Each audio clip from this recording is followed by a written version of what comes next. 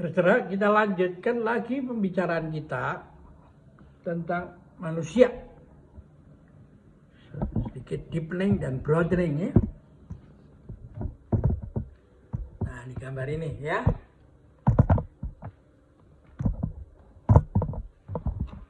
Ini menarik kalau Anda memahami ini ya, manusia di angka 2. Jadi manusia itu nggak bisa menjadi manusia makhluk soliter sendiri, egois apa segala itu. Karena itu di dalam Tai Chi kita diberi mendapat narasi aku berubah menjadi kami, ya, plural daripada aku. Lalu kamu menjadi kalian, dia menjadi mereka, tapi lalu menjadi kita, ya toh?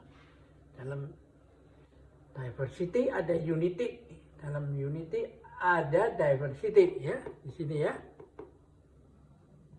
Nah, karena itu kalau Anda mencari acara kuil atau tempat ibadah Konfusius itu selalu adanya di tempat yang ramai. Ya, dekat angkutan umum atau apa, karena ya Anda harus kumpul sini, tidak di gunung untuk nyepi bertapa apa enggak. Konfusius lebih ke sini ya tak? Karena itu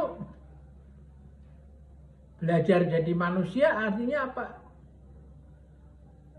Belajar seumur hidup untuk menjadi manusia itu adalah seperti kalau pisau digosok dengan batu asah, manusia gosok dengan manusia. Nah, saya menduga ini ada kaitannya dengan konsep di kearifan di dunia Sunda itu. Sili asih, asah, asuh, wangi, ya. Dulu waktu saya di Bandung, ya, saya ikut latah pada masyarakat umum mengatakan sili asah dulu. Asah, asih, asuh, wanginya juga dilupain, ya toh. Tidak ada yang dipretelin, ada yang dipindah-pindah. Nah, kalau yuk diasah, berarti orang diasah kan perih dong. Sakit kan. Ya kalau tidak dijolin dengan asih kan dia curiga, ya mau nyelakain saya. Apalagi setelah you menang, kalau asah itu bukan lalu menjadi asih, malah menjadi the winner takes all. Pemenangnya menjadi memborong semua, menjadi milik gua nih.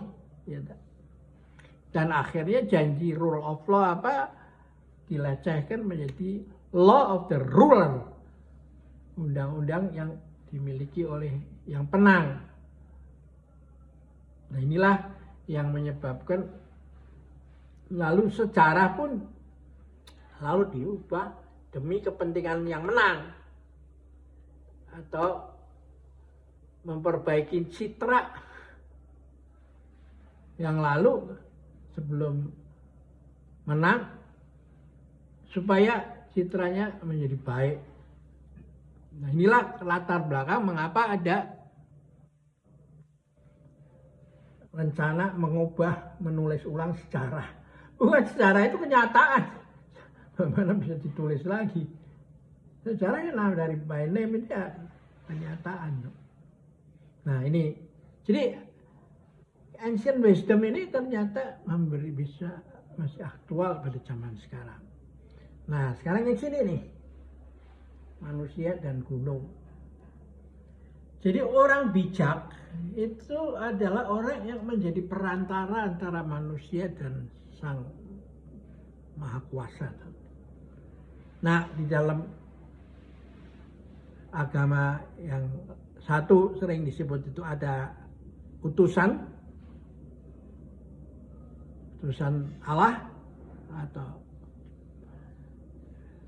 top down punya gerakan supaya diterapkan perintahnya ke bumi. Ada yang bottom up itu, ya. Jadi dia itu dengan tinggal di gunung dia memahami hukum-hukum perubahan tentang alam itu. Nah, dari situlah dia, lalu ini yang menjadi latar belakang mengapa ada jurus Tolyong tuh golok pemburu naga. Karena yang disebut naga itu adalah egoismenya dia toh. Ini ada satu cerita menarik.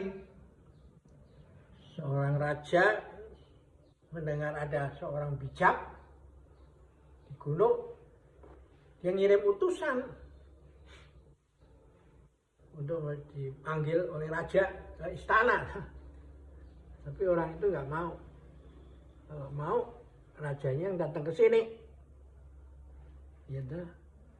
Karena ini bukan seperti orang mencari pengikut kan, orang yang tinggal di gunung. No? Yo, yang perlu ya datang. Dikasih tahu begitu, rajanya marah. Nah. Datang lagi minta, raja marah nih, kamu bisa dipenggal leher kamu. Si orang bijak itu bilang, dalam kisah-kisah kuno itu, nah ini sekarang kepala saya dipenggal aja. Si utusan raja itu putus asa, balik lagi jelasin raja. Kasih tahu, bawa Serdadu, gotong dia ke sini. Nah, ketika ketemu, dia mengatakan begitu, oke, kamu perintah raja nih, dia harus datang. Kalau enggak, dia akan diborgol, masih penjara kan. Nah, si orang bijak ini, dia mengambil bulu ya, bulu burung, dikasih tahu sama utusan raja itu. Karena utusan raja itu kalau sampai tidak berhasil, dia yang akan dihukum mati oleh rajanya kan. Dia harus bisa. Nah, lalu si orang bijak itu mengatakan begitu, kasih tahu sama raja. Ternyata orang hebat itu adalah penjelmaan dari burung ini. Dan ketika saya datang, saya lihat dia sudah nggak ada di situ. Dan dia hanya meninggalkan bulunya aja. Nah, ini bulunya. Jadi akhirnya terdapat satu diplomasi Mas Takung ini. Maka si utusan itu tidak bisa dihukum oleh raja karena dia berhasil membawa bulu dari burung itu. Gitu. Jadi inilah cerita yang menarik dari Tiongkok sana, cerita kuno, bagaimana hubungan antara intelektual, orang terpelajar, orang yang sudah bijak itu dengan raja. Tetap kebijaksanaan itu lebih tinggi daripada kekuasaan. Ya. Oke, kita akhirin dulu pembicaraan kita. Sampai jumpa lagi.